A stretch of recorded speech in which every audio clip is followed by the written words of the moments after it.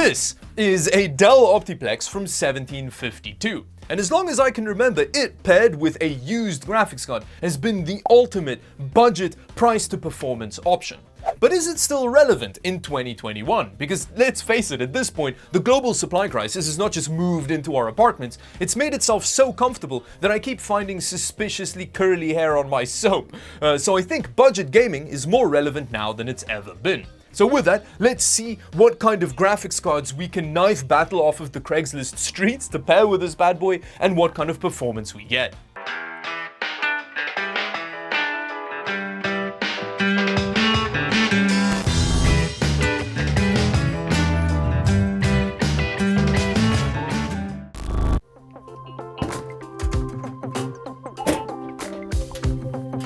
Ooh, look at that cooler. Why does Dell not use this cooler anymore? Now before we check out what graphics card we could knife battle off the streets, let's have a closer look at our little Optiplex buddy here, which I paid 160 Canadian dollars for. And in terms of a CPU, we've got an Intel i5 4590 in there, which is a pretty solid 4-core CPU, but it's just 4 cores, so it'll be interesting to see how that holds up these days. Now, aside from the CPU, what I find really interesting about this system is the cooler that it has on it, which is way chunkier than the cooler that they use on modern Dell Optiplexes. This is the cooler that Dell currently uses on up to 8-core 16-thread CPUs. Whereas this is the cooler that I just took out of this old Optiplex that has a quad-core in it. How does that make any sense? Now in terms of RAM, we do have 2 sticks, but they are mismatched, equaling 6 gigs of DDR3. It's not ideal. This may actually be one of the big bottlenecks in the system, but we'll test all of that later in the video. But my main concern is the power supply here, which has a max continuous rating of 290 watts. And the big problem with it is that it doesn't have any PCIe power connectors. So we're gonna have to get really ghetto about how we plug the graphics card in here, but I've got a solution for that. Now, another big problem with the power supply is that it has these stupid proprietary connectors for motherboard power and stuff, which means we're not gonna be able to replace it if it doesn't work with the system, which that's just such a standard OEM irritation. Other than that, we have a very weirdly mounted hard drive in here. I don't really know what the seller was doing, but it should still work fine. And we also have some ventilation on the front, which is really weird to see for a Dell system. But other than that, it's all fairly standard. So yeah, let's go have a look at the graphics card. Okay, now in terms of graphics card, it didn't go great. The best option that I could find was this, which is a GTX 960. It's quite an old graphics card that only has 2 gigs of video memory, but I only paid 140 Canadian dollars for it. And that means the combination of the graphics card and the Optiplex gives us a total system cost of $240 US at this point, which that's pretty budget. Now, this isn't going to perform as well as, you know, if we had an RX 570 to drop in there, which usually would have been the go-to option. But those sell for like a kidney and a quick hand job in the parking lot, which is just more than I'm willing to pay for one. So yeah, it's not going to give us that kind of performance, but we're going to get way better performance than the GT 710 that we had in this cheapest Amazon system that I did a video on recently. So, you know, we're going to get a lot more performance than that for a lot less money, which gives us room to get like an SSD in there, which, you know, will make the system more snappy. So with that, let's see what kind of gaming performance we get with our $240 gaming system.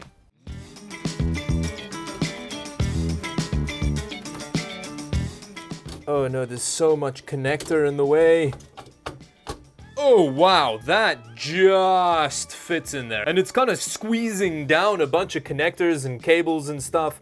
Not ideal, but it's in there, but that is just one of our problems. The next issue is this 8-pin power connector, because like I mentioned before, this power supply doesn't actually have a supplemental PCIe power connector. Now this power supply also doesn't have Molex connectors for some reason. I'm not complaining because I hate Molex with a burning fiery passion, but it means that we can't use like a dual Molex to 8-pin adapter. But I do have this very janky adapter, which is dual SATA to PCIe 8-pin. So yeah, let's use this and hope that the power supply can handle all of the system that we have going here.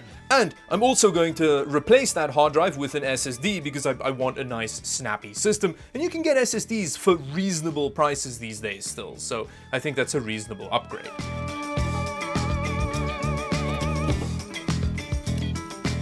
Oh yeah, that doesn't look super janky at all. It's just kind of hanging off the one screw there, but it's fine. It means it's in a really good position for us now.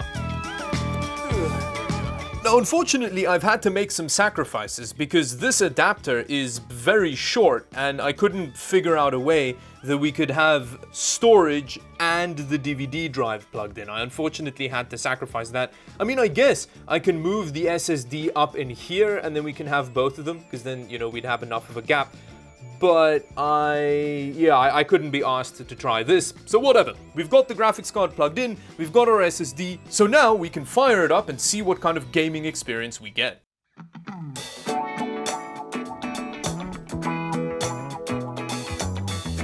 Okay, it is the moment of truth. We get to see if that power supply can handle this system. I am cautiously optimistic, so let's see what happens with GTA 5.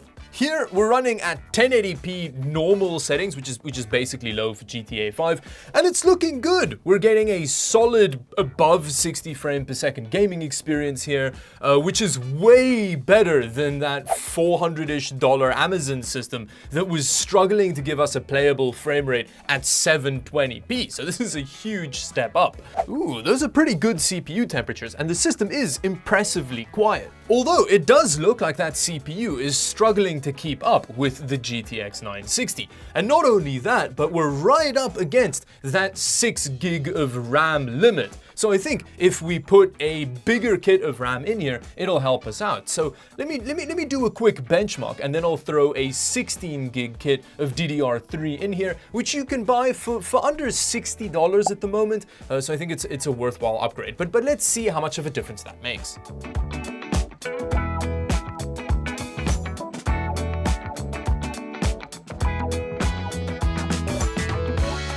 Oh wow, okay, we've immediately jumped above the 6 gigs that we had available to us before. So even with an older game like GTA 5, that just isn't enough RAM.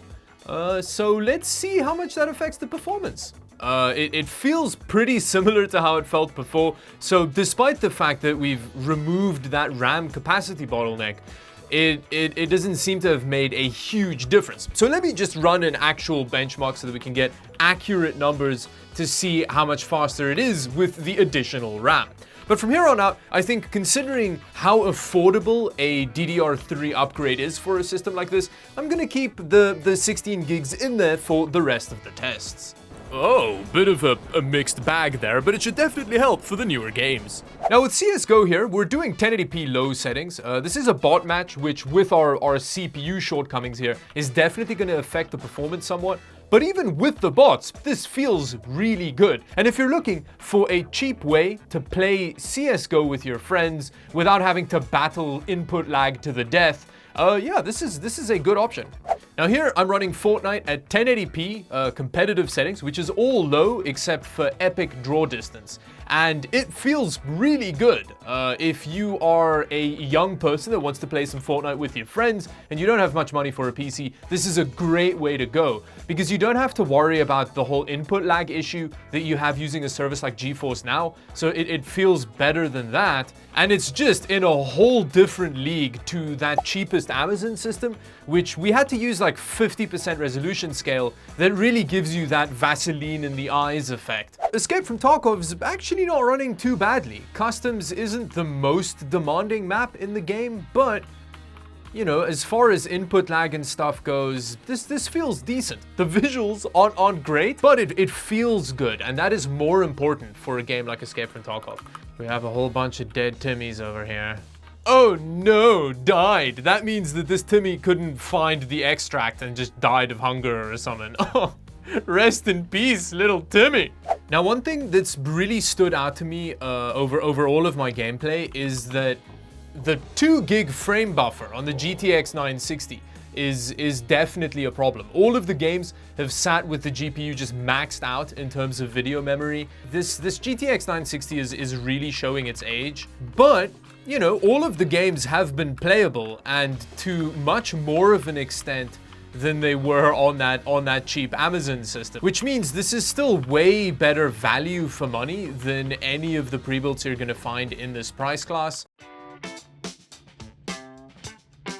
Esports titles. Now that is something that is really important for a very budget system to excel at. And this little system does them really well. CSGO, Valorant, Tom Clancy, Siege, R6, Rainbow, all of that stuff is gonna run at a high refresh rate FPS at 1080p low settings, which is awesome. Fortnite was also amazingly playable on this system.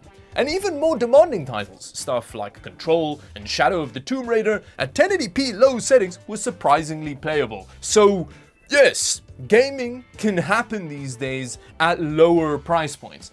It is unfortunate that we don't have like an RX 570 in here, but considering that in most of the games the CPU was the main bottleneck, it means that even if we put like a 3080 Ti in here, we're not going to get a better gaming experience, so I guess it's fine, right? Now, as is always the case with this kind of Optiplex system, there are caveats to it, right?